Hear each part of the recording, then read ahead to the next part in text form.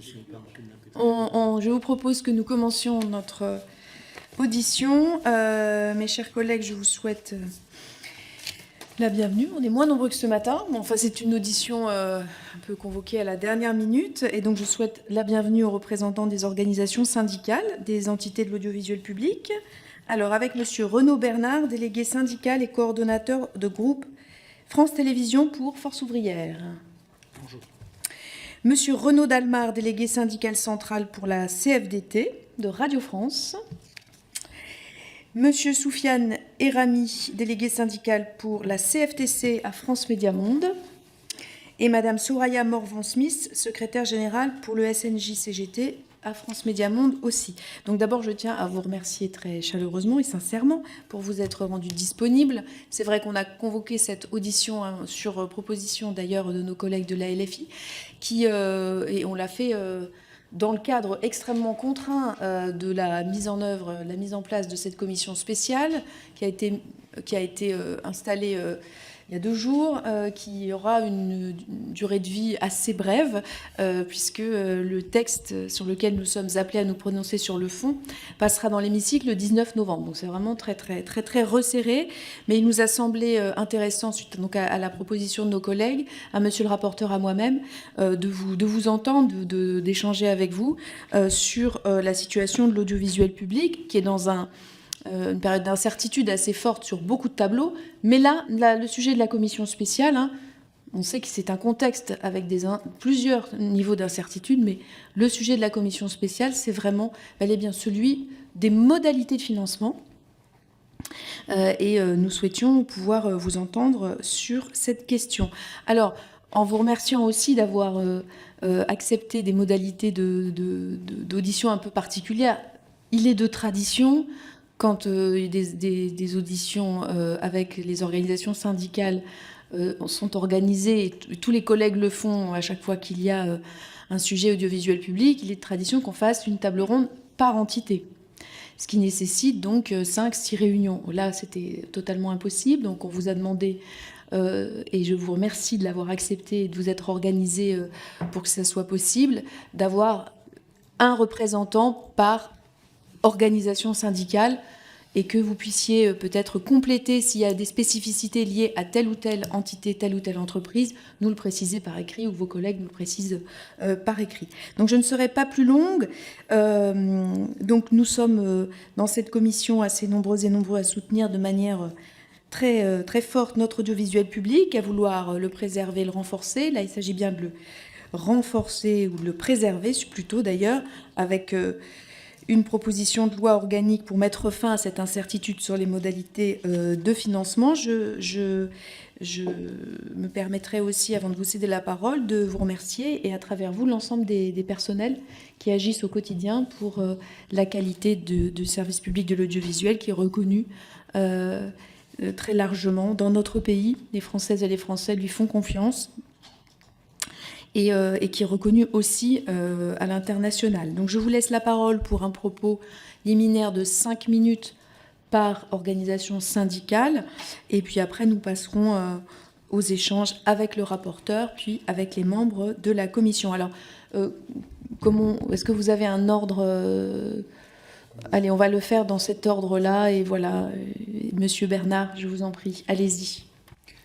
Madame la Présidente, Monsieur le rapporteur, Madame la députée, Messieurs les députés, merci d'avoir invité nos organisations syndicales et celle de Force Ouvrière que je représente aujourd'hui. Et tout d'abord, comme FO l'a fait à de nombreuses reprises cet automne dans cette instance, nous louons l'intérêt que vous portez, renouvelez toujours, au dialogue social, ce qui n'est pas le cas dans toutes les entreprises de l'audiovisuel public. Ceci étant dit, merci donc de nous auditionner pour cette proposition de loi organique portant réforme du financement de l'audiovisuel public, sur lequel Force Ouvrière a une vision claire et, bien sûr, des inquiétudes légitimes pour les années à venir pour ce qui concerne l'audiovisuel public. Alors, pour ce qui est du mode de financement, ni taxe, ni impôt, puisque celui de la redevance a été supprimé, ni budgétisation, la voie d'un prélèvement sur recette qui protégerait le financement des entités de l'audiovisuel public des aléas de l'évolution de ces recettes, comme de toute intervention extérieure, est la seule piste convaincante aux yeux de Force Ouvrière. Cela étant dit, le mode de financement de l'audiovisuel public ne vaut d'être réformé que si l'on s'interroge sur la conduite de cet audiovisuel public, ses objectifs stratégiques et ses missions. Sur un plan strictement financier, notre financement a suivi une trajectoire croissante ces 15 dernières années au moins. Je me fie en cela à un rapport d'information parlementaire de septembre 2015 et grosso modo de 2010 à 2024, on a observé plus 50% de dotation pour l'audiovisuel public dans son ensemble. Mais dans le même temps, l'audiovisuel public s'est beaucoup réformé. Disparition donc de la redevance, puis de la CAP, diminution des ressources propres de la publicité, contraintes légales sur le modèle d'affaires. Nous pourrions d'ailleurs dans un second temps comparer l'audiovisuel public français à la BBC, comme nous l'avions déjà fait avec monsieur le député Massélia. Réforme structurelle aussi, violente parfois, voire même souvent. Je prendrai l'exemple de France Télévisions, dans laquelle j'exerce. France Télévisions a fusionné, créé des filiales comme le studio. L'INA est devenu un géant de l'audiovisuel digital. Des synergies interentreprises ont été initiées. Bref, il y a eu de grosses réformes structurelles. Et vous le savez, les personnels ont contribué loyalement à ces réformes parce qu'ils sont attachés à leur mission, à leurs entreprises. Mais ils ont aussi, nous l'avons déjà dit, répété souvent, beaucoup souffert avec des plans de réduction d'effectifs un peu partout. À France Télévisions, depuis 2015, les gains de productivité ont atteint 20%. C'est la PDG de France Télévisions qui l'a dit hier matin, ici même. Et le gel ou l'annulation de nos crédits de transformation, la baisse de nos dotations budgétaires à venir, eh bien, rendent plus prégnant la question des nouvelles réformes et des révisions de nos missions. Pourquoi nous insistons sur ce point? Parce que nous considérons que l'audiovisuel public n'a pas toujours été, pour ne prendre que l'exemple de France Télévisions, clair, agile et innovant sur l'exercice de ses missions, ce qui a eu un impact sur la gestion et donc son financement. Les tourments de l'offre jeunesse depuis 2020 en sont la parfaite illustration. La mal organisée, mal expliquée mise en place de l'offre commune de proximité également. La lente, trop lente consolidation de France Info TV, pareillement. Certains choix de gestion pour les investissements de programme sont toujours à ce jour questionnables, tout comme le refus de mesurer jusqu'ici la place à venir de l'intelligence artificielle. Et là, je ne viens de parler que d'exemples propres à France Télévisions. Il est donc pour nous temps de revoir en profondeur et durablement nos cahiers des charges, notre ligne de conduite. Garantir un budget stable, pérenne et prévisible, respectueux des enjeux financiers du pays, oui, mais pour que ces moyens nous permettent d'exercer nos missions, celles qui sont plébiscitées par le public et qui sont utiles à la nation. Merci à vous. Merci beaucoup. Donc, je passe la parole à monsieur Renaud Dalmar, mes excuses, de la CFDT et Radio France. Merci Madame la Présidente. Mesdames, Messieurs les députés, merci d'abord de nous avoir invités à cette audition et de nous considérer dès lors comme des acteurs du secteur en tant que représentants des professionnels de ces différentes entreprises. Je dois préciser que je représente ici le syndicat national des médias et de l'écrit, donc je représente l'ensemble des entreprises de l'audiovisuel public. La CFDT a fait le choix de défendre la PPLO par l'affectation d'une part de TVA au regard de l'urgence qui s'imposait à nous.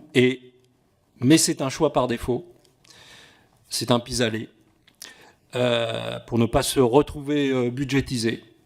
Il y a quelques mois, lorsque nous avions été auditionnés par le groupe d'experts constitué par Jean Castex, donc il y a quelques mois, nous avions prôné une taxe affectée à l'audiovisuel public de sorte que les citoyens aient conscience finalement de financer cet audiovisuel public. Bon, nous n'étions pas allés jusqu'à la structuration, jusqu'à quelle forme de taxe. Le groupe s'est arrêté avant. En tout cas, il y a eu un rapport, mais nous n'avions pas été interrogés sur le sujet. Donc ça s'est arrêté là pour nous. Et donc on a vu que ça n'avait pas beaucoup avancé par la suite.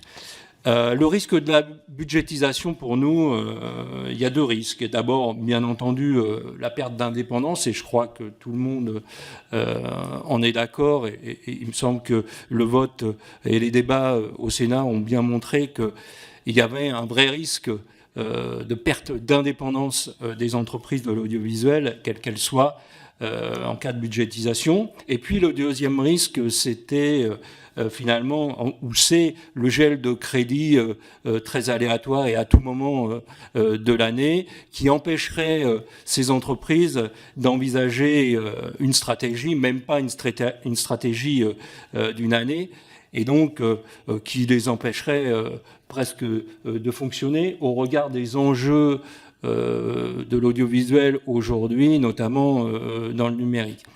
Donc, ce que nous défendons à la CFDT, c'est d'abord un fléchage budgétaire spécifique et distinct pour chaque entreprise de l'audiovisuel public. Pour des entreprises qui doivent construire des stratégies, notamment sur le numérique, à long terme, en tout cas sur plusieurs années, sur 4 ou 5 années, ce qui reste extrêmement compliqué, et de pouvoir se ménager une marge d'évolution sur les stratégies choisies, parce qu'on voit bien la vitesse d'évolution du numérique. Des stratégies qui sont différentes pour les unes et pour les autres, dans la mesure où elles interviennent sur des secteurs absolument différents, contrairement à ce que certains ou certaines voudraient laisser entendre. On voit bien qu'entre France Télévisions, faire de la télévision, Radio France, faire de la radio, l'INA, faire de la production ou de traiter les archives, il y a des secteurs d'activité et d'intervention très différents. Des structures totalement différentes, des organisations totalement différentes, des métiers totalement différents, donc un certain nombre de différences qui nous semblent extrêmement compliqué d'envisager un seul budget pour une seule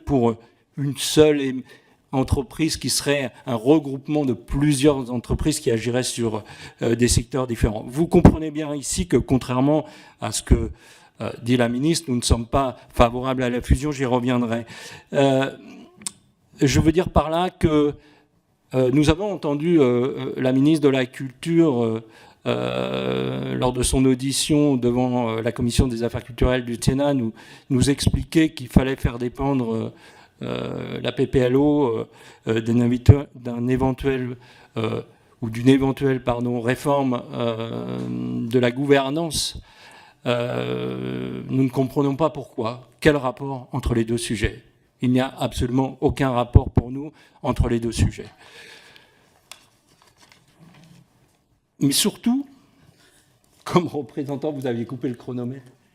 Bien écoutez, non, simplement dire que, et vous l'avez compris, et j'y reviendrai, j'espère, qu'une holding ou une fusion de ces entreprises constituerait une erreur stratégique majeure pour les entreprises très agiles de l'audiovisuel public. En tout cas, c'est l'avis de la CFDT que nous défendrons, bec et ongle. Merci beaucoup, mais vous aurez l'occasion de reprendre la parole, bien sûr, après les interventions de monsieur le rapporteur et de mes collègues. Donc, monsieur Soufiane Erami pour la CFTC. Bonjour à tous, donc Soufiane Erami, je suis journaliste à France 24 et délégué syndical CFTC à France Média Monde.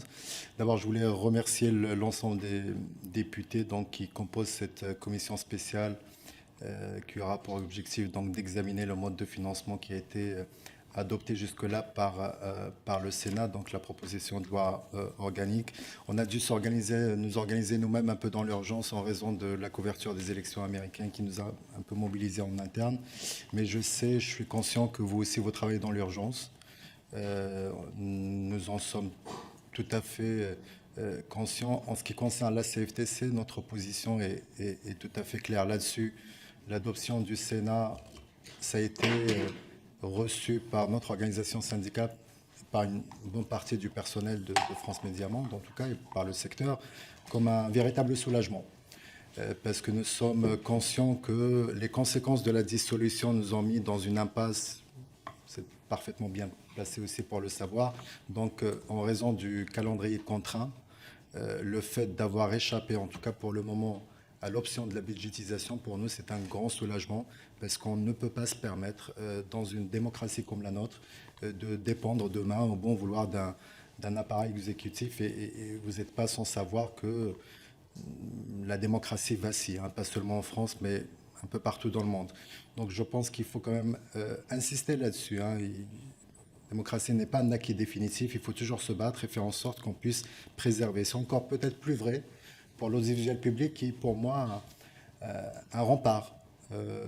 C'est un enjeu démocratique tout simplement et c'est ce qu'on a pu d'ailleurs lire dans le règlement européen sur la liberté des médias, donc le European Freedom Media Act, qui consacre justement tout un chapitre et un article entier sur l'importance de renforcer l'indépendance et le pluralisme, en quelque sorte aussi pour les médias. Cela dit, la décision, donc, comme j'ai dit, a été accueillie avec soulagement, mais pour nous, ça n'est pas la solution parfaite. Donc on prend en quelque sorte notre part de responsabilité en disant que c'est bien, mais ce n'est pas parfait. En revanche, notre organisation syndicale est convaincue du bien fondé, en tout cas d'une réflexion sur l'avenir du financement de l'audiovisuel public. Et pour nous, ça passe inévitablement par le retour d'une CAP, d'une contribution à l'audiovisuel public, qui malheureusement, je regrette encore une fois, a été supprimée vraiment, si je peux dire, sur un coup de tête en 2022, sous prétexte de pouvoir d'achat. Il y a des études qui ont été menées hein, qui disent clairement que pratiquement 75% des Français sont attachés à l'audiovisuel public. Et je pense que c'est une position qui peut se comprendre lorsqu'on voit aussi le paysage médiatique aujourd'hui en France, le fonctionnement de certains médias privés, mais aussi le chaos informationnel qui règne aujourd'hui sur les réseaux sociaux. Moi, je travaille justement sur cette thématique au sein de France 24. Je peux vous dire que c'est un enjeu majeur pour nos médias. On parle peut-être pas beaucoup aussi de France Média Monde parce que c'est la petite sœur des autres médias publics, mais nous, c'est vrai qu'on sait ce que c'est, parce qu'il y a une vague de désinformation à grande échelle. Nous l'avons vu aussi récemment dans le cadre des élections américaines. Et en fait, on sait à quel point il faut vraiment doter l'audiovisuel public dans son ensemble, y compris évidemment le groupe que je représente, France Média Monde, d'une trajectoire financière et stratégique sur du long terme. C'est très très important. Il n'y a qu'à voir justement nos concurrents, comment ils s'organisent aujourd'hui. Moi, j'ai appris quelques jours que M. Poutine, le Kremlin, vont décider d'une augmentation de l'ordre de 10% de leur audiovisuel public. Donc je pense qu'on doit aussi prendre la mesure de l'urgence. Aujourd'hui, je pense que l'audiovisuel public a fait beaucoup d'efforts ces dernières années. Nous avons subi une succession de crises. A commencé depuis 2018, il y a une trajectoire qui est à la baisse. En 2022, suppression de la redevance sans qu'il y ait un débat sur l'avenir de l'audiovisuel public. Ici, on est là aujourd'hui justement parce que nous, on savait déjà à ce moment-là que le problème allait se poser. Nous avons attendu la fin de l'échéance pour pouvoir en discuter. Donc, pour aller droit au but, je pense que, j'espère en tout cas que la représentation nationale à l'hémicycle pourrait approuver donc cette solution provisoire. Mais je crois que dès 2026, il va falloir vraiment se pencher sur un retour d'une redevance. D'ailleurs, en fait, en ce qui concerne la CFTC, bien avant la suppression de la redevance, on appelait à une réforme de CFTC pour qu'elle puisse tenir compte de la situation fiscale de chaque foyer. Malheureusement, ça n'a pas été retenu. Aujourd'hui, c'est vrai qu'on est un peu dans l'urgence, on est dans une impasse. Mais en tout cas, cette piste-là nous paraît la plus pertinente et j'espère en tout cas qu'il pourra être réintroduit dès l'année prochaine. Merci beaucoup, Madame Soraya Morvan-Smith, pour le SNJ CGT. Merci, Madame. Oui, pardon. Merci, Madame la Présidente, Monsieur le rapporteur, Mesdames et Messieurs les députés. Je vais peut-être me permettre une correction sur la présentation qui a été faite. Je suis secrétaire générale adjointe du SNJ CGT, également élue au CSE de France Média Monde et journaliste à France 24. Comme l'a dit mon collègue Sofiane Erami, on a été particulièrement mobilisés cette dernière nuit sur l'actualité internationale et le scrutin aux États-Unis. Alors, pour le SNJ-CGT, évidemment qu'on voit L'urgence d'abord pour l'audiovisuel public, on est à un peu plus d'un mois de la fin de la validité des modalités de financement et je vous laisse imaginer comment les salariés de ces entreprises, mais aussi ceux qui les dirigent, envisagent cette transformation. Évidemment que l'audiovisuel public a été fragilisé ces dernières années par tous ces allers-retours sur les modalités du financement, mais également sur les attaques. Le pluralisme, ça n'est pas, comme certains milliardaires pourraient le croire, de diffuser in extenso les idées de l'extrême droite. Le pluralisme, c'est autre chose et c'est quelque chose de sain et d'absolument indispensable dans une démocratie. Le règlement européen sur le média pose cela. D'ailleurs, il y a des rapports qui démontrent à quel point l'audiovisuel public, en particulier en Europe, contribue à la sérénité des débats. C'est quelque chose d'indispensable et de précieux. Je pense que, évidemment, le monde change, mais on a tendance à oublier à quel point on bénéficie de services publics qui sont indispensables et qui sont au service des Français. La visibilité des contrats d'objectifs et de moyens est évidemment un problème. On voit que l'État, jusqu'à présent, a eu du mal à respecter ses engagements. Il se trouve que les entreprises de services publics, pour lesquelles l'information a une dimension assez importante, sont des entreprises où il faut du temps, il faut du travail et où il y a des transformations permanentes. Qu'est-ce que ça veut dire ? Ça veut dire que ce sont des transformations au long cours et on a tendance parfois à s'imaginer qu'en un claquement de doigts, ces entreprises peuvent être transformées. Mais en fait, cela demande de l'expertise, cela demande des moyens, cela demande des gens formés et ça demande des projets. Et je trouve que ces dimensions-là, on ne les entend pas toujours. À France Média Monde, on est brinque-ballé entre des projets qui ont des financements différents parce que telle rédaction va être soutenue par tel plan d'aide au développement, par Google, par une contribution. En ce moment, c'est la TVA qu'on nous avait présentée comme un vecteur temporaire et dont on comprend qu'il devrait durer.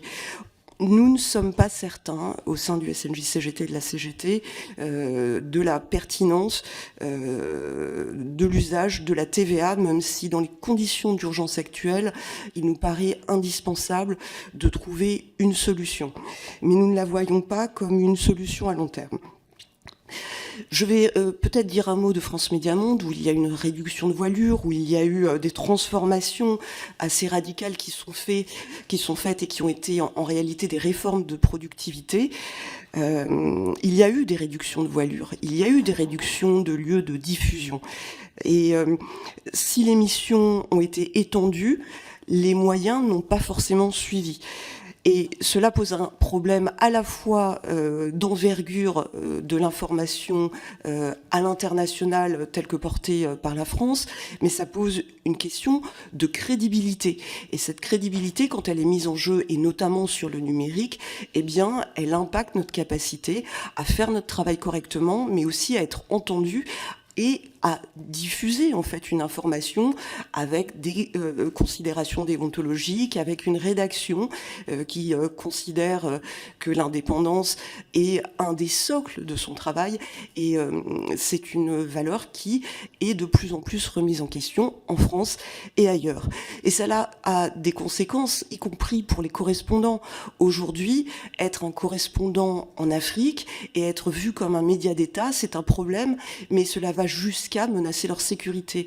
Je voudrais insister sur ce point.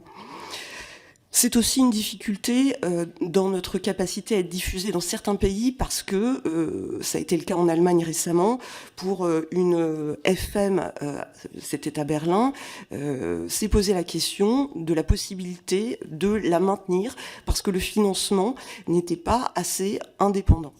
Donc je vous pose ce point.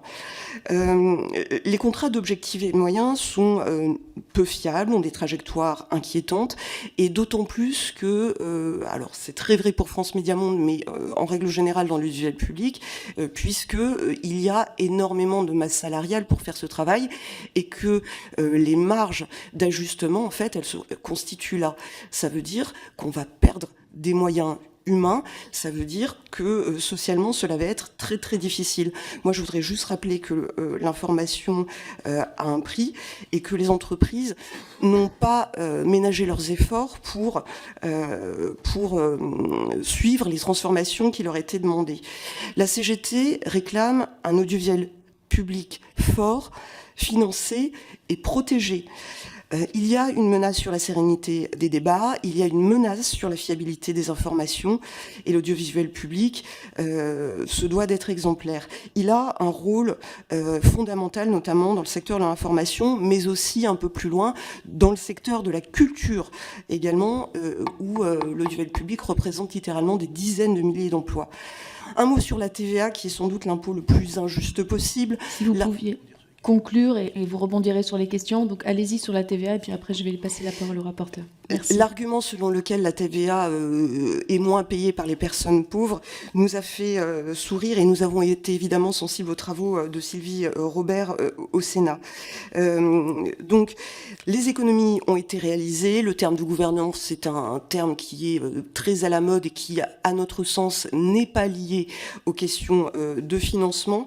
On pourra revenir, si vous le souhaitez, sur la question des coûts, des transformations envisagées, mais nous avons entamé un travail avec plusieurs économistes pour tenter d'objectiver, car les mesures d'impact ne nous ont pas paru très tangibles, ou en tout cas on a eu du mal à mesurer certaines choses, et on voit également que lorsqu'on met trop de pression, on finit par avoir dans ces entreprises un recours massif à la sous-traitance, et qui contredit en fait les ambitions, puisque l'argent public sert à enrichir des acteurs extérieurs et non pas à servir les missions premières. Donc en conclusion, il y a urgence, nous avons besoin d'un vecteur, nous ne voyons pas le vecteur de la TVA comme un vecteur souhaitable sur la durée. Nous plaidons donc pour un fonds de garantie pour l'information indépendante, pour les savoirs et pour la culture. Merci à vous. Merci beaucoup. Je passe la parole à Monsieur Denis Massélia, notre rapporteur.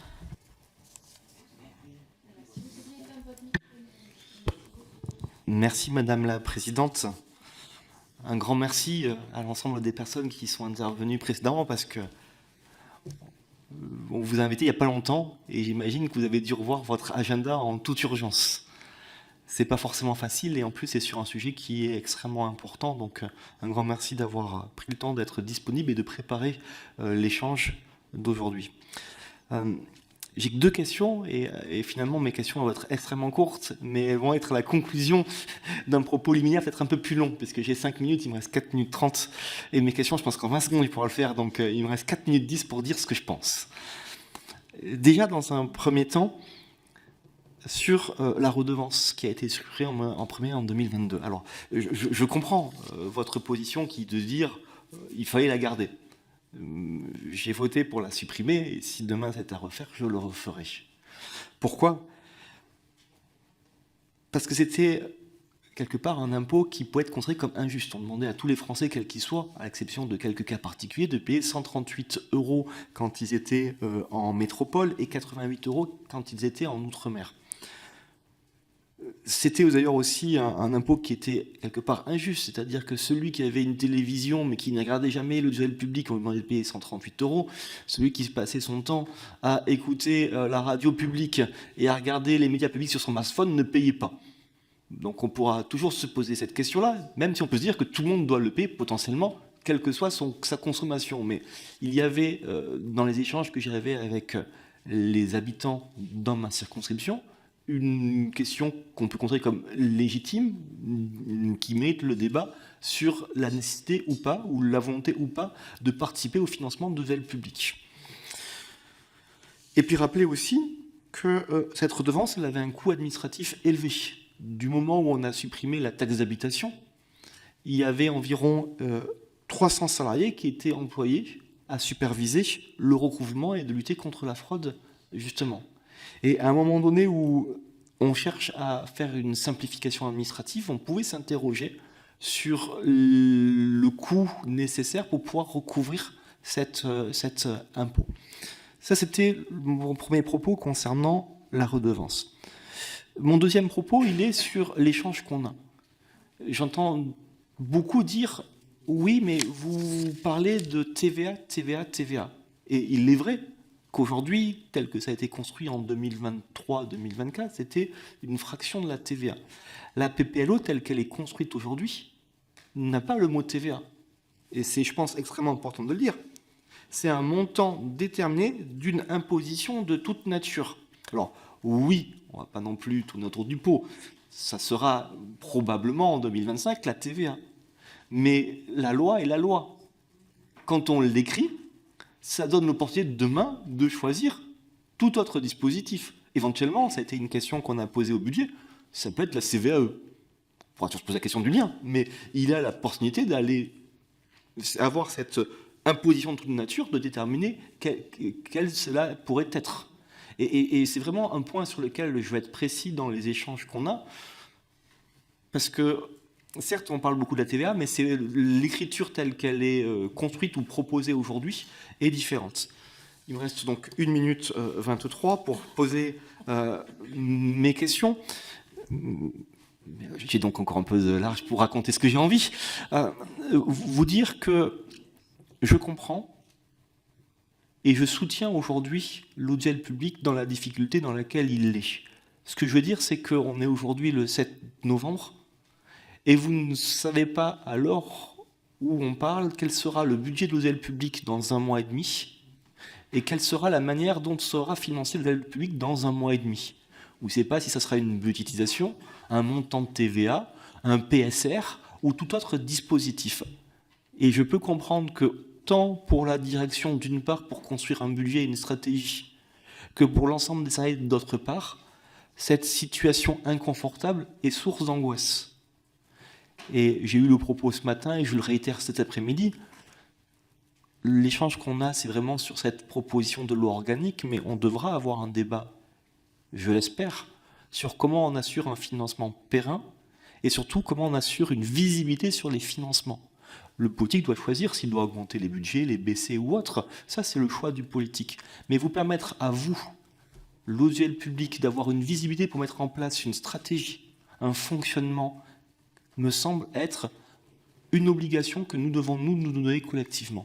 Donc, ça y est, j'ai passé le temps, je ne peux plus poser mes questions, mais vous posez quand même. J'aimerais que vous nous présentiez l'intérêt d'une modification rapide de la loi organique relative aux lois de finances et présenter les difficultés susceptibles de survenir dans l'hypothèse d'un financement par crédit budgétaire, ma première question. Et ma seconde question, présentez vos éventuelles observations sur la rédaction de l'article unique de la proposition de loi organique portant réforme du financement de l'aide publique. Merci, monsieur le rapporteur. Donc, je vais vous redonner la parole à tous les quatre successivement pour quelques minutes chacun pour répondre aux questions de monsieur le rapporteur. Alors, monsieur le rapporteur, merci pour vos propos et pour vos questions. Je voudrais apporter, si vous m'y autorisez bien sûr, tout en répondant à vos questions. Madame la Présidente. Pardonnez-moi, Je voudrais répondre aux questions, mais apporter 3 commentaires. Ah, mais vous êtes tout à fait libre de vos propos. Vous avez 3 minutes chacun pour alors, le on y faire. va. Je vous remercie. Le premier est pourquoi Force ouvrière a toujours défendu le prélèvement, enfin toujours, depuis que c'est revenu dans le débat, le prélèvement sur recettes. Parce que d'abord, ça responsabilise la représentation nationale, si je peux me permettre, au sens où c'est vous, effectivement, qui allez décider du montant par la loi qui sera débattue chaque année. Et ça permet aussi de responsabiliser les dirigeants de l'audiovisuel public qui seront amenés à argumenter et à rendre des comptes. Le deuxième élément, pourquoi nous aurions même pu accepter que ce soit une fraction de la TVA, et plus précisément qu'un prélèvement sur recette, parce que ça aurait renforcé le lien entre le citoyen et l'audiovisuel public, parce que nous ne sommes que le bien commun de l'ensemble des citoyens. Même si je reconnais à titre personnel que la TVA n'est pas le plus juste des impôts. Néanmoins, le lien aurait été organique et beaucoup moins injuste que la CAP, qui effectivement était payée par ceux qui déclaraient un téléviseur, ceux qui regardaient sur leur smartphone n'étaient pas concernés. Et puis, il y a un troisième élément qui répond à vos questions, qui est que certes il y a urgence, parce que le 31 décembre prochain, le mode de financement actuel qui nous convient, c'est-à-dire le prélèvement sur la fraction de la TVA, tombe à échéance, que nous ne voulons pas être budgétisés. Alors je vous entendais dire tout à l'heure, avant que cette séance ne commence, que de toute façon, effectivement, c'est la représentation nationale qui peut à tout moment faire, défaire, voter une loi. Néanmoins, mieux vaut un prélèvement sur recette qu'une budgétisation qui ferait l'objet là de débats peut-être même terribles dans vos enceintes, qu'il s'agisse du Sénat ou de l'Assemblée nationale. Et en même temps, donc, s'il y a urgence au 31 décembre, moi, au nom de Force ouvrière, je reconnais aussi que cette urgence, vous l'avez vous-même mesurée, d'abord le Sénat et vous, parce que nous aurions pu ne pas être considérés comme une priorité et dans votre calendrier de débat parlementaire être repoussé à l'an prochain en disant à titre temporaire on va budgétiser puis on en reparlera. Non, 23 octobre nous sommes arrivés sur la table du Sénat, 19 novembre nous arrivons sur les vôtres et donc nous avons l'impression pour Force ouvrière que l'ensemble de la représentation nationale a mesuré comme nous l'urgence qui pèse sur l'audiovisuel public. Voilà pour les réponses à vos questions, parce que pour ce qui est de la rédaction de l'article, bien qu'ayant une vieille formation de juriste, je ne suis ni parlementaire ni juriste de droit parlementaire et donc je n'ai pas d'avis. Merci beaucoup. Je vous en prie. Oui, Monsieur alors, Dalmar. je ne sais pas si je dois vous dire merci pour vos questions, monsieur le député, mais comme vous l'avez dit, nous avons été conviés dans l'urgence. L'urgence, c'est quand même moins de 24 heures. Donc, vous dire qu'au sein de la CFDT, nous n'avons absolument pas travaillé sur ces questions. Nous n'avons même pas eu le temps de travailler et que aujourd'hui, mes réponses sont sur la base de discussions que nous avons eues il y a quelques mois, notamment sur le volume, les coms, etc., et pas du tout sur la technique de financement. Ça n'est pas notre cœur d'expertise. Vous nous avez conviés en tant qu'expert de la stratégie audiovisuelle et pas en tant qu'expert financier. Donc moi, je ne prendrai pas 5 minutes pour répondre à ces questions. Je préférerais être interrogé parce que sur les questions de volume et de com, parce que comme vous l'avez dit, le 7 novembre 2024, nous ne savons pas pour ces entreprises ce qui se passera en termes de volume budgétaire au 1er janvier et en termes de contrat d'objectifs et de moyens. Je vous rappelle que ce contrat d'objectifs et de moyens est en attente de signature depuis septembre 2023. Donc voilà, il me semble c'est vrai que la question du financement et du mode de financement est cruciale pour ne pas tomber dans la dépendance politique, mais en même temps, il y a aussi la question du volume et la question des coms. Qu'est-ce qu'on fait dans 2 ans? Parce qu'il me semble qu'il y a cette question, même si on règle 2025, il va y avoir à régler 2026 et 2027, et là, c'est encore plus inquiétant que 2025, je puis le dire. Merci beaucoup, Monsieur Soufiane Rami. Allez-y, je vous en prie. Oui, alors juste pour revenir sur la question de la redevance, en fait, encore une fois, s'agissant de la position de la CFTC, nous, encore une fois, bien avant 2022, bien avant donc la suppression de la CAP, on appelait à la réforme de celle-ci. Et justement pour les mêmes raisons que vous avez évoquées, pour plus de justice fiscale. Parce qu'on estimait d'abord que l'impôt n'était plus adapté aux usages. Détenir un téléviseur, en fait, alors qu'on sait très bien qu'aujourd'hui, les modes de consommation de l'information ont beaucoup évolué, ça se passe notamment sur les supports numériques. Et puis aussi le fait de payer le même montant indépendamment de sa situation, ça nous paraissait aussi pas tout à fait pertinent. Donc non, un retour de la redevance, mais pas dans sa version précédente, mais une version réformée, modulée en fonction. Il y a des études tout à fait sérieuses aussi qui suggèrent à ce qu'on puisse partir d'un montant de 10 € jusqu'à 340 ou 350 €. Encore une fois, dans une période où on est à la recherche justement de plus de justice fiscale en France, je pense que ça nous paraît tout à fait pertinent. S'agissant de l'intérêt de la PPL, moi non plus je ne suis pas là pour commenter le travail des sénateurs et des députés. En revanche, je dois reconnaître quand même que cette PPL a le mérite de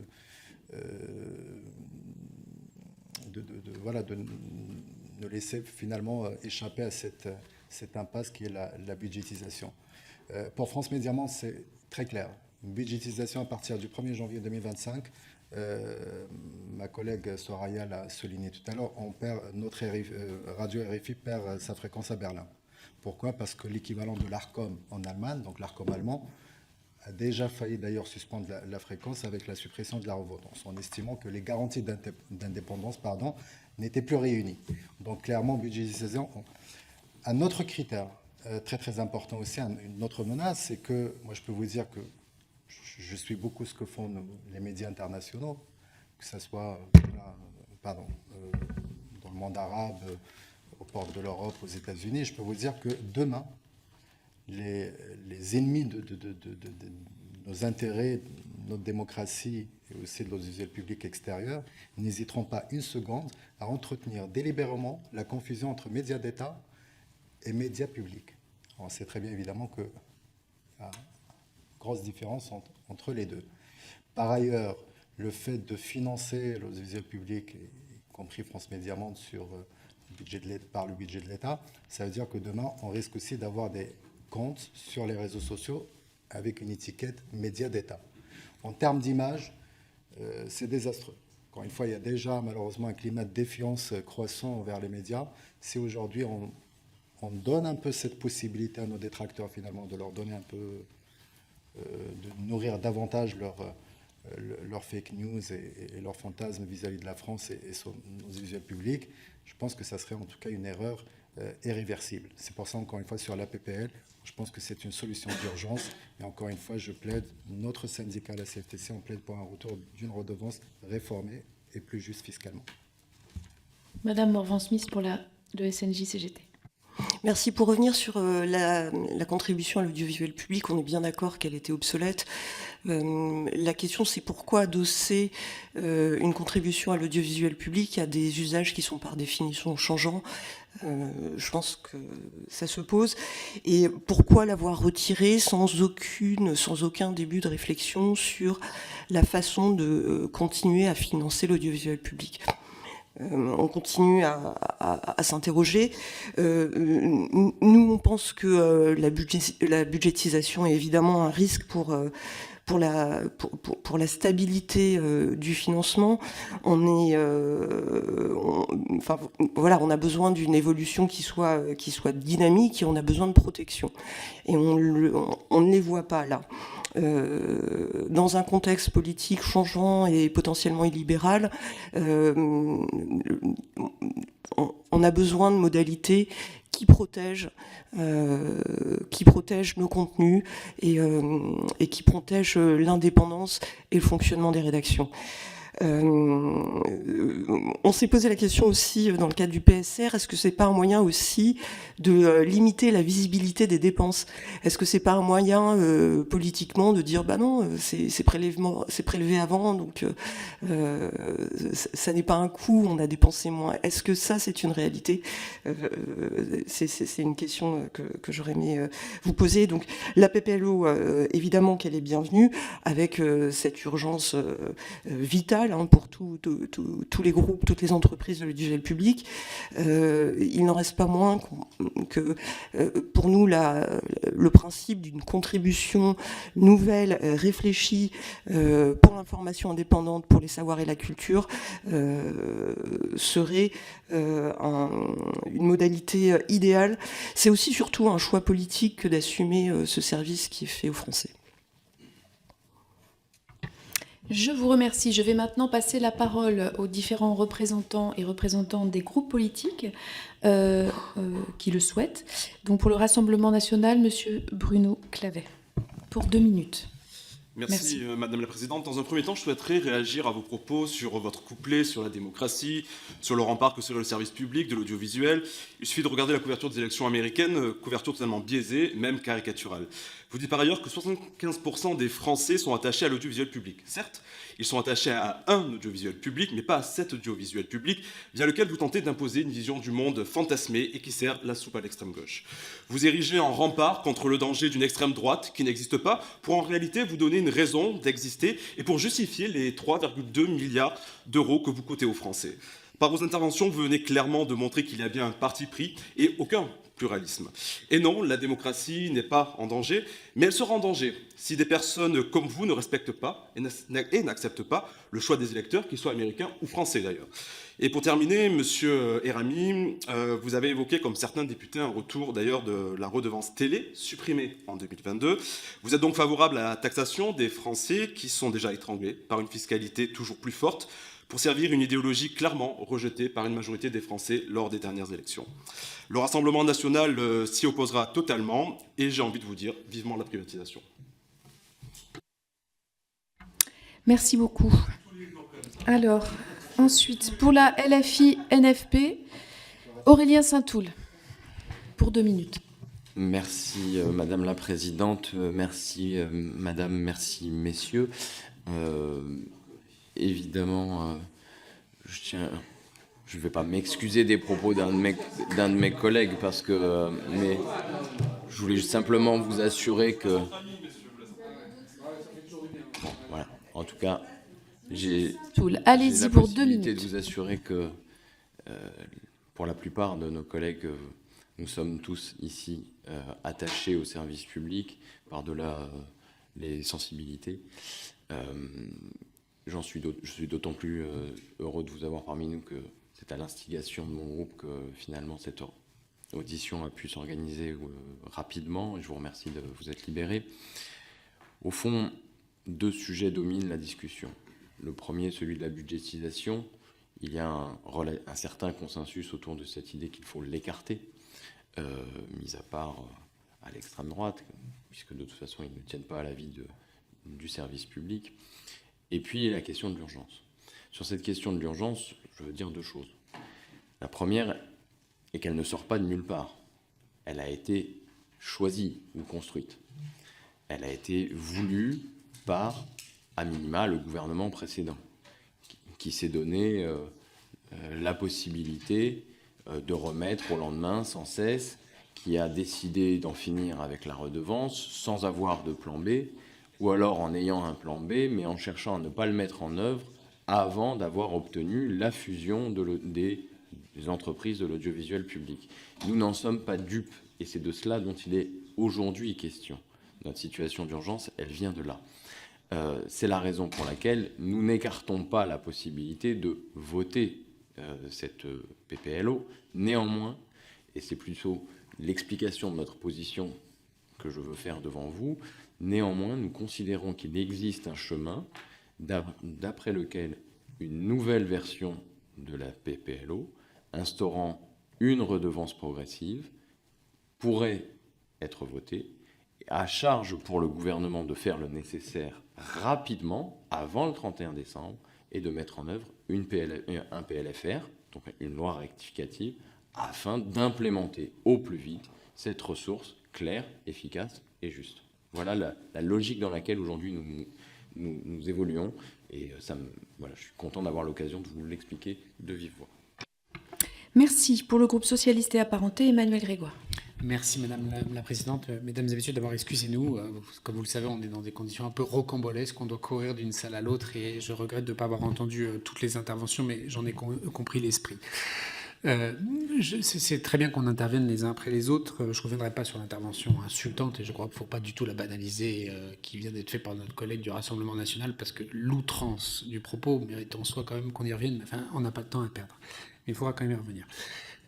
Sur cette question tout à fait centrale que vient d'évoquer mon collègue, parce que je n'ai pas le même avis technique. D'abord, on est d'accord sur le fond, on se dit, au moins au sein du Nouveau Front Populaire, c'est une méthode palliative que le gouvernement, par son inconséquence, nous impose dans l'urgence, dans lequel un jeu très cynique de réforme de gouvernance contre, en gros, menace de budgétisation, et tout ça se prend les pieds dans le tapis. Et d'ailleurs, on peut se prendre les pieds dans le tapis. Si le gouvernement Barnier tombe dans les semaines qui viennent, tout ça s'effondre et la budgétisation s'imposera juridiquement et implacablement. La question est assez simple que je vais vous poser, et je sais bien que peut-être c'est pas aujourd'hui que vous pouvez la formuler compte tenu de l'urgence de la convocation, mais c'est est-ce qu'il faut voter cette PPLO, un. Deuxièmement, est-ce qu'il faut la voter conforme? Moi, j'ai la conviction, et elle, par définition, elle mérite d'être éclairée, pour moi, mais pour tout le monde. Pourquoi je pense qu'il faut la voter conforme et pas l'amender ou pas la réécrire? C'est que jamais nous n'arriverions à la mettre en œuvre avant la fin de l'année. Jamais. Y compris si une PPLO différente était adoptée par l'Assemblée nationale, à l'évidence, elle repartirait au Sénat. En supposant même qu'il l'acceptait, on perdrait du temps. Ce point est important parce que il est très désagréable pour nous, vous le comprenez. Ça consiste à nous dire, vous n'avez pas le choix, un pistolet sur la tempe. Si vous voulez aider l'audiovisuel public, il faut éviter la budgétisation, voter conforme la PPLO. Et ce n'est en rien ce que nous voulons faire et ce que nous voudrions faire. Et plusieurs intervenants l'ont dit. Nous pensons que la suppression de la redevance était une erreur historique, a fortiori quand on ne prévoit rien pour s'y substituer de façon pérenne et convaincante, y compris par le manque de crédibilité des crédits budgétaires qui sont mis en face. Après tout, s'il y avait une budgétisation avec des crédits en croissance, peut-être les acteurs de l'audiovisuel public nous diront on veut de la budgétisation avec des crédits en croissance. Nous sommes très soucieux collectivement au sein de mon groupe, le groupe socialiste, et au sein du Nouveau Front Populaire, de réfléchir à la mise en place le plus vite possible d'une contribution à l'audiovisuel public. On le dit très clairement, progressive et pas assis sur un mécanisme de type TVA qui est profondément injuste, mais au moins proportionnel. Et deuxièmement, sous des mécaniques à affiner, mais on a plusieurs options.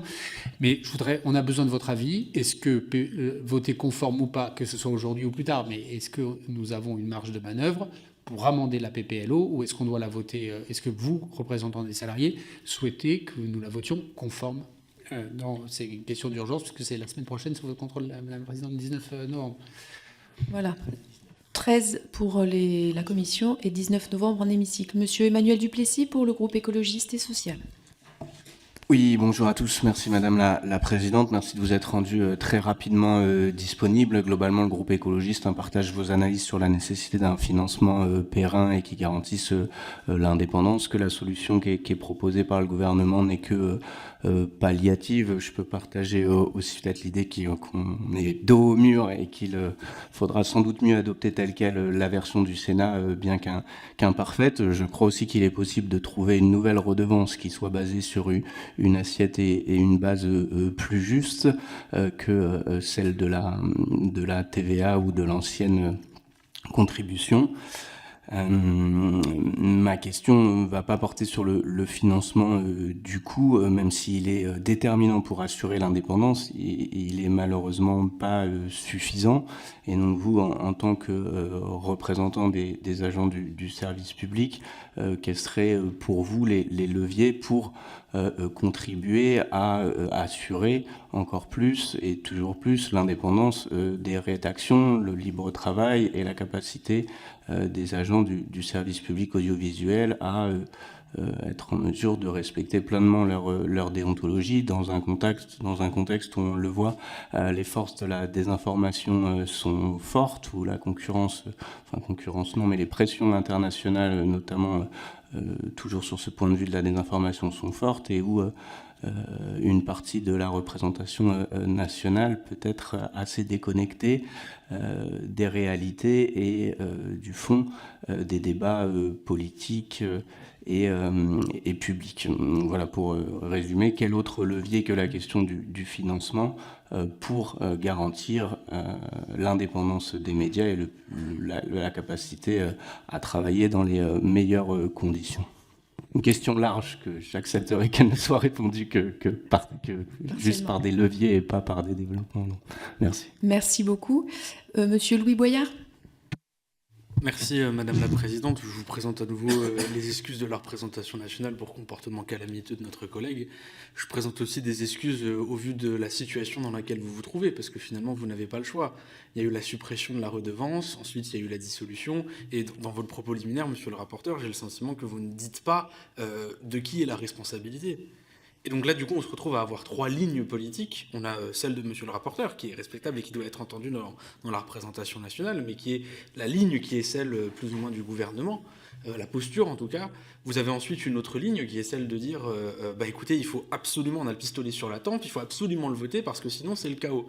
Mais syndicaliste que vous êtes, vous savez que ce sont les travailleurs et les travailleuses qui produisent la richesse, c'est que ce sont tout en haut qu'ils sont dépendants et pas l'inverse. Et d'une certaine manière, nous aussi, on a le pistolet qui nous permet de retourner vers eux. Et donc là, il y a un rapport de force à engager. La CFTC a fait une proposition qui a été mise sur la table de modifier le modèle de financement avec un impôt progressif. Moi, je vous le dis, monsieur le rapporteur, je ne crois pas qu'il y aura de réflexion. L'instabilité gouvernementale et politique empêche d'avoir cette réflexion sur le long terme. Donc on repose cette question, et c'est un peu le cœur de ce qu'on veut savoir du point de vue des travailleuses et des travailleurs. Est-ce que c'est le moment de rentrer dans un rapport de force politique pour obtenir la proposition qui a été formulée par la CFTC, mais tant d'autres aussi ?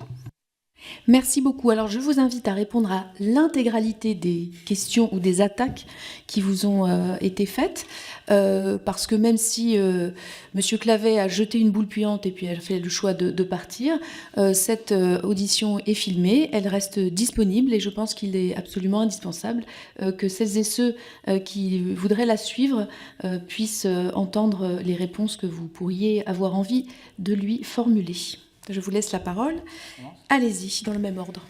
Madame la Présidente, merci. Alors, je vous remercie de nous avoir remerciés tous pour l'urgence, mais en même temps, la réponse est dans la question. Il y a urgence et c'était normal que nous nous mobilisions parce que le financement de l'audiovisuel public, qui est, je le répète, aux yeux de Force ouvrière, est un bien commun à l'ensemble de la nation et c'est quelque chose d'important. Ce qui me permet d'enchaîner sur une deuxième série de réponses, même si les élus du Rassemblement national ont tous quitté cette instance.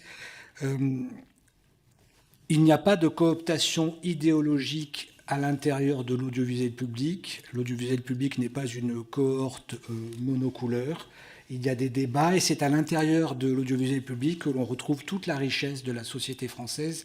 Et donc réduire l'audiovisuel public à une sorte d'instance de propagande monolithique, c'est effectivement, à défaut de dire insultant, c'est outrancier, parce que ça n'est pas la réalité. L'audiovisuel public, s'il est un bien commun à nos yeux, c'est parce que c'est un lieu qui doit refléter tous les débats qui animent la société française pour en être le reflet. Et ça n'est pas en nous éliminant que l'on va justement entretenir ces caractéristiques-là, et ça n'est pas en nous tournant le dos ou en refusant d'entendre les réponses que nous, professionnels de l'audiovisuel public, de toute origine, de toute entreprise et de toute couleur politique, même intimement que ce soit, nous pourrions apporter. Ce n'est pas en nous tournant le dos que cela va permettre de cultiver ce pluralisme-là. Donc, pour répondre quand même, l'audiovisuel public, pourquoi il est important et pourquoi le financement est urgemment, il est nécessaire de le résoudre urgemment, au moins temporairement, parce que effectivement, c'est un lieu de liberté de parole, ça doit être un lieu de liberté de parole, ça doit être un lieu de pluralisme, ça doit être un lieu de qualité, ça doit être un lieu de labellisation même des produits que nous pourrions et nous serions amenés à diffuser, qui que nous soyons, et notamment dans une époque où les fausses informations, où le flou et le brouillard peuvent être entretenus. C'est pour cette raison que dans notre propos liminaire, pour ceux qui n'étaient pas là au tout début, nous insistons pour lier intimement la question du financement avec la question des missions. Et c'est pour cette raison, j'en terminerai avec ceci, que nous, Force ouvrière, défendons, même si cela peut prêter à débat, effectivement, mais défendons l'idée du prélèvement sur recettes qui sera débattu annuellement au sein des instances de la représentation nationale, qu'il s'agisse de l'Assemblée ou du Sénat, parce que c'est du débat que viendra le contrôle, pas le collier qui viendrait brider notre indépendance, non, mais le contrôle sur l'accomplissement des missions, sur le respect du pluralisme, sur le respect de la liberté d'opinion, sur le fait que l'audiovisuel public incarne toujours la France dans sa diversité et des missions de qualité. C'est par le débat annuel au sein du Parlement, pour nous allouer des crédits, que nous aurons une forme de garantie que nous remplissons bien les missions pour lesquelles nous avons été créés et pour lesquelles nous sommes des entreprises de service public et pas des entreprises d'État. Je vous remercie. Merci beaucoup. Monsieur Dalmar. Oui, alors, Je vais d'abord répondre aux représentants de l'extrême droite qui ont quitté cette salle. Je rappelle le propos, une vision du monde d'extrême gauche biaisée. Bon. Je crois que je ne sais pas s'il est nécessaire que nous fassions la démonstration de l'éclectisme et de la diversité de ce qu'on peut entendre sur les antennes de l'audiovisuel public. Chacun peut y trouver ce qu'il souhaite et je crois que la palette est suffisamment large pour qu'une grande partie des Français s'y retrouvent. Mais peut-être que c'est ce qui gêne, c'est cet éclectisme qui gêne ces représentants de l'extrême droite. Donc vous savez ce que pense la CFDT. Sur la question, messieurs, de l'urgence et de ce qu'on pourrait dire d'une forme de financement. Alors moi, je ne veux pas engager la parole de la CFDT ce jour, c'est une question beaucoup trop grave. Donc moi, je m'engage à animer une réflexion autour de cette question-là. Mais dire que l'urgence, effectivement, elle est dans le fait de ne pas être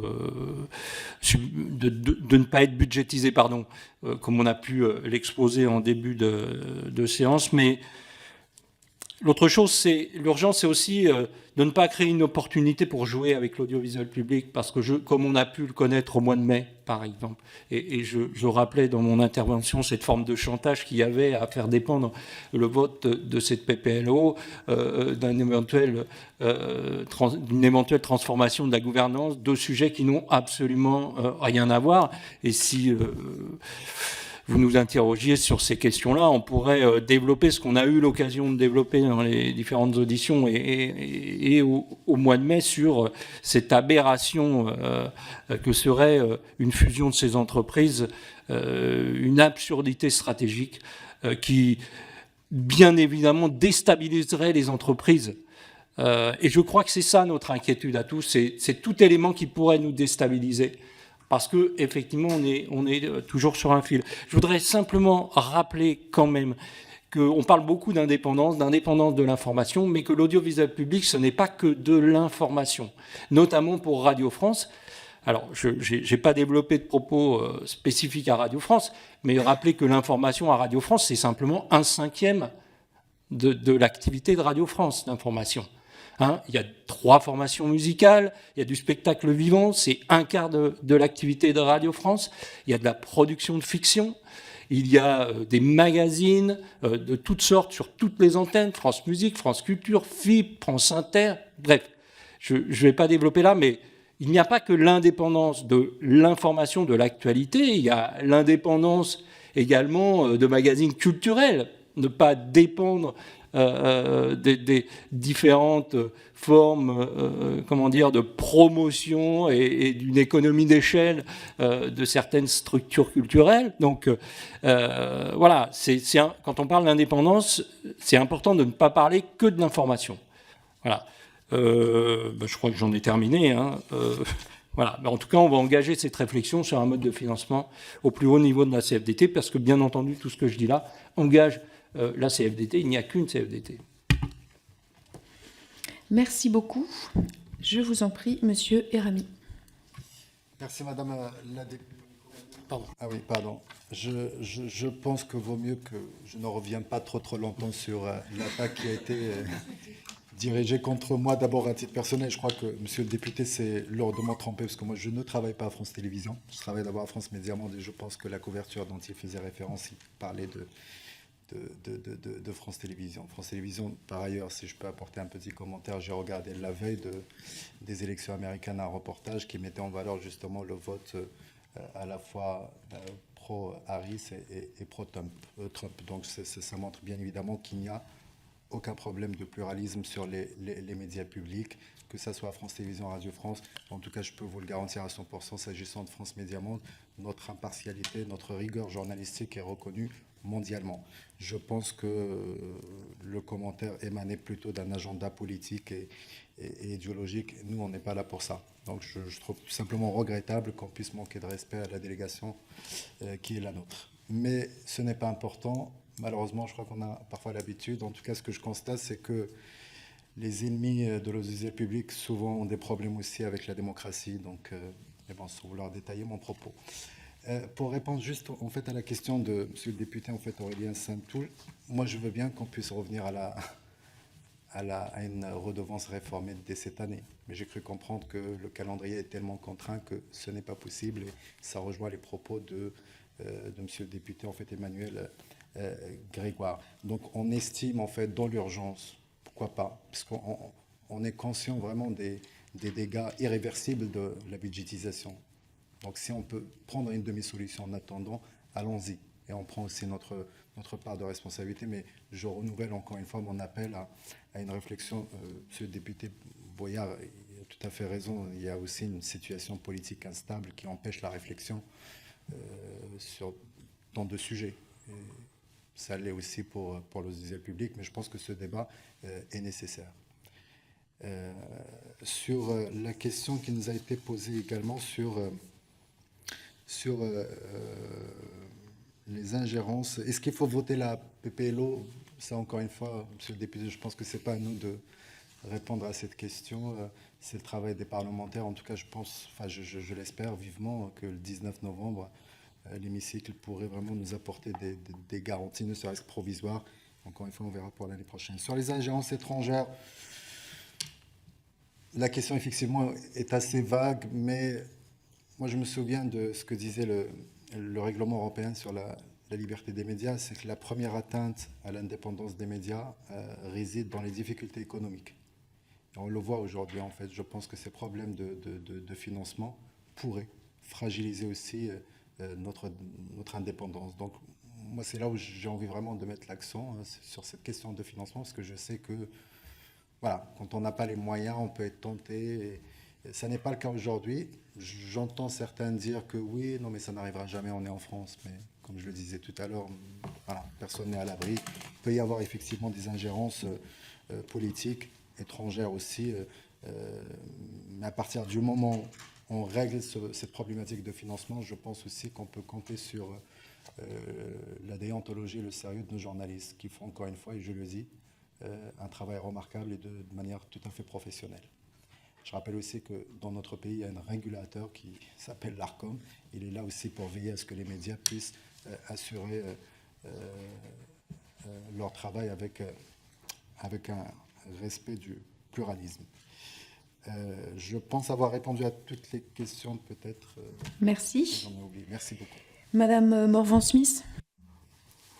Merci. Alors, très brièvement, pour revenir sur cette interpellation que nous avons subie du député Bruno Cadet et qui n'a pas eu la courtoisie d'attendre qu'on puisse lui répondre, moi, je trouve que c'est une illustration fascinante du modèle que l'extrême droite peut promouvoir.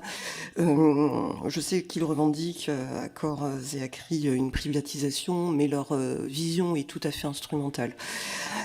Ce dont je suis sûre, c'est que le jour où le politique se chargera d'éditorial, on aura basculé dans un autre monde.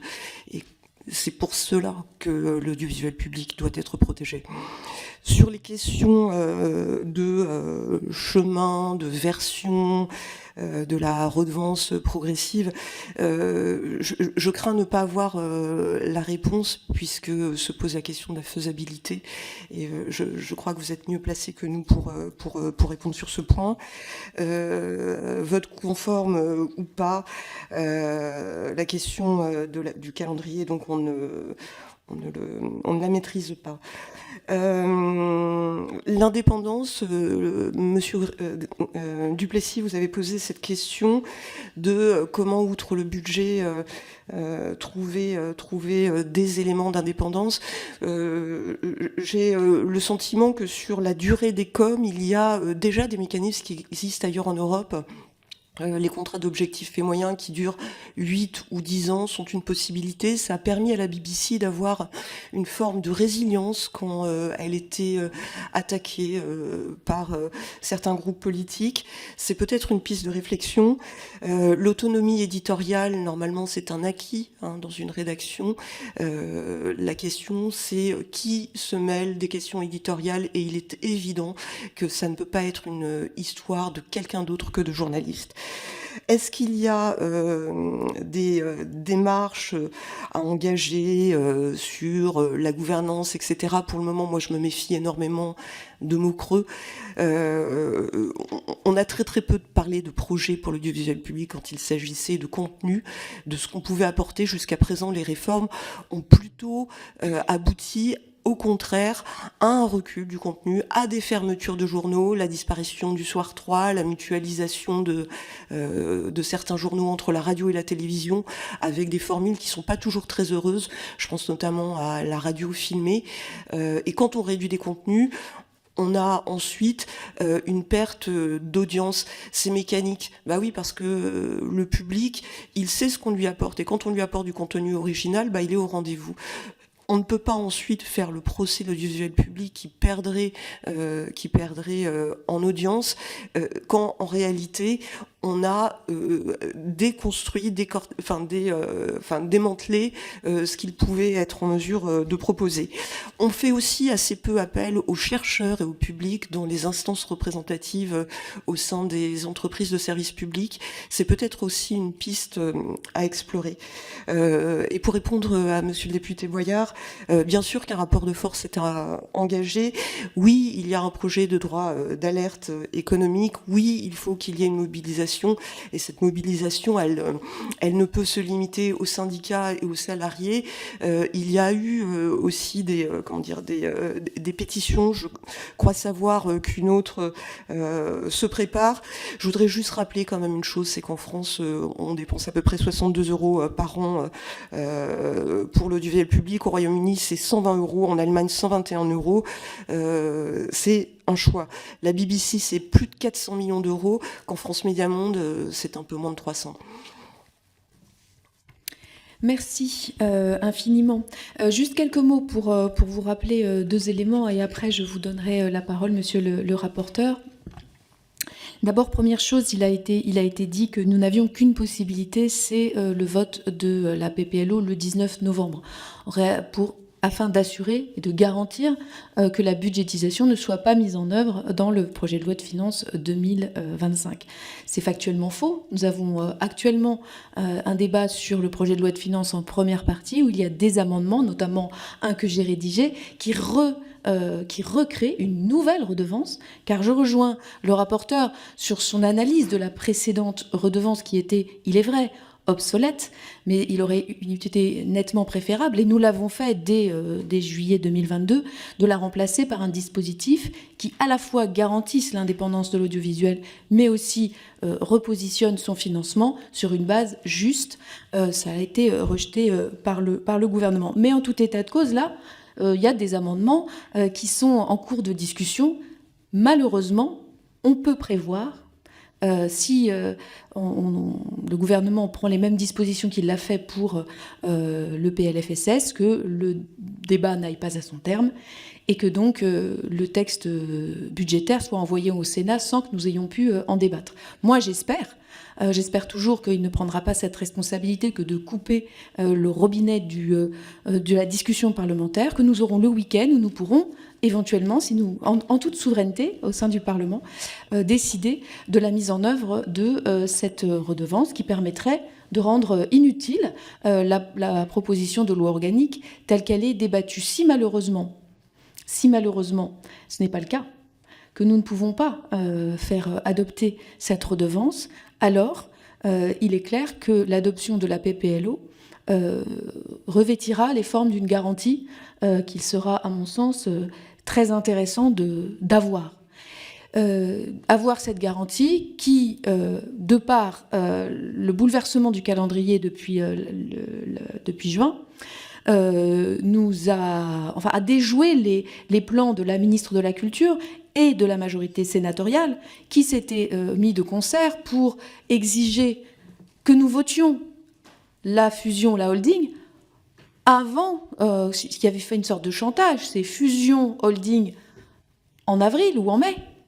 Et peut-être, si nous étions sages, nous pouvions avoir la proposition de loi organique pour assurer le financement.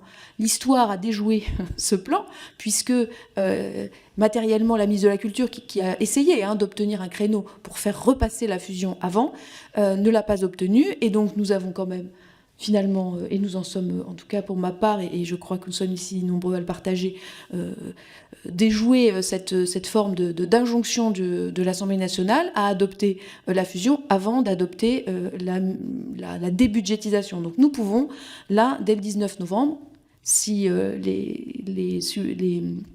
la redevance n'est pas remise dans le projet de loi de finances dans les jours qui viennent, nous pouvons assurer effectivement le retour à un financement qui sera plus à même de garantir l'indépendance.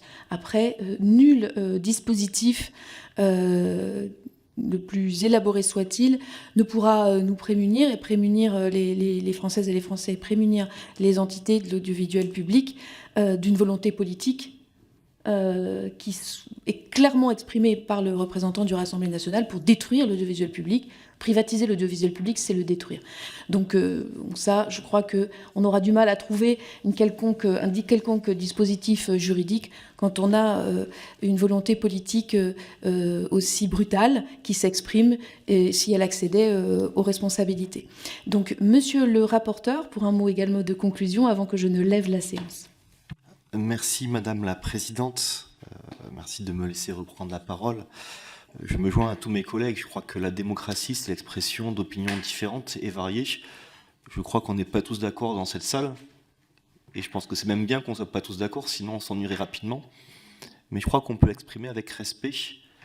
Et je crois que la manière de faire de certaines personnes sont problématiques et abîment la démocratie. Je vais avoir un propos en deux parties. Le premier, c'est déjà parler un peu de l'agenda. Je pense que c'est extrêmement important que nous soyons tous conscients de l'agenda qui est devant nous. Rappelez que dans le cas où la première lecture de l'Assemblée nationale ne soit pas votée pour, ou n'aille pas à son terme, mais finalement l'un égale l'autre dans l'agenda, il nous reste, par rapport à mardi, 2 semaines pour voter la PPLO à l'identique, et ainsi que le passage au Conseil constitutionnel, si je ne me trompe pas, pour qu'elle soit validée. Je crois qu'il faut qu'on soit clair. Ça, c'est l'agenda. A-t-on le choix de faire différemment ? J'entends parler de la possibilité rapidement de créer une relation conflictuelle avec le gouvernement pour faire basculer sur une taxe diverse et variée qui pourrait s'appeler redevance progressive en fonction des revenus. Et là, je crois que je reviens sur mon sujet initial. Attention aux propos qui sont portés. Je relis, et c'est important, monsieur le député Bouillard, vous ne pouvez pas dire tout et n'importe quoi. Montant déterminé d'une imposition de toute nature. Voter la PPLO ne vous interdira pas, si vous le souhaitez, à tout moment que vous le souhaitez, de créer une taxe quelle qu'elle soit.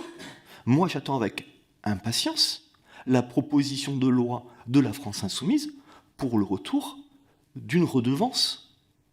Cette PPLO ne vous interdit pas demain, si vous le souhaitez, dans les jours qui viennent, si vous trouvez une majorité à l'Assemblée et au Sénat, de mettre en œuvre ce type de dispositif.